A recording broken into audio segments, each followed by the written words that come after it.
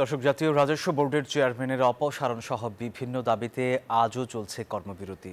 সেখানে এই মুহূর্তে আছেন সহকর্মী আল মোহাইমিনুল খান। মোহাইমিন, এনবিআরএ আন্দোলনের সর্বশেষ কি চিত্র দেখছেন? এর আগের সংবাদেও জানাচ্ছিলেন কলম বিরতি চলছে, এখনো কি সেটি চলমান রয়েছে কিনা জানাবেন আমাদের।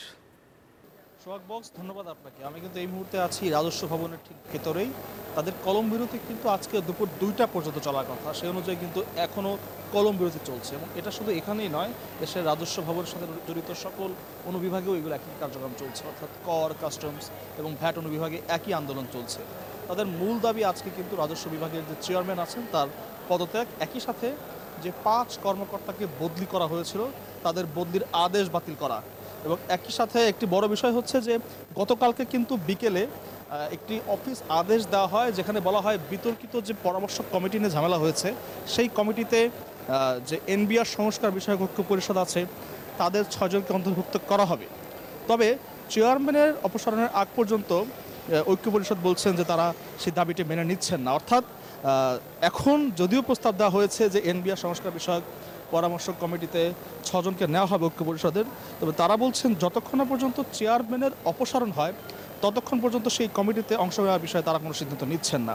এবং একই সাথে যে 5 জন কর্মকর্তাকে বদলি বিষয়ে কালকে বেশ কড়া সমালোচনা করেছেন অফিসাররা, তারা বলছেন যে সেই বদলির আদেশও কিন্তু বাতিল করা হয়নি। আর ঠিক সেই কারণে কিন্তু আমরা দেখছি সকাল 9টা থেকে কিন্তু এই এনবিআর ভবনে কলম বিরতি চলছে এবং একই সাথে অবস্থান কর্মসূচি চলছে।